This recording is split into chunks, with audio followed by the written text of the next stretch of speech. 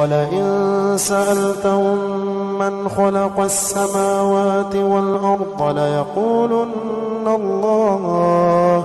قل أفرأيتم ما تدعون من دون الله إن أرادني الله بضر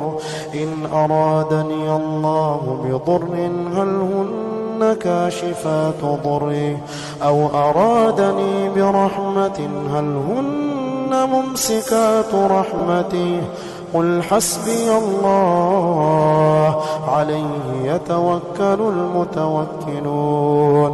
قل يا قوم اعملوا على مكانتكم إني عامل فسوف تعلمون من يأتيه عذاب يخزيه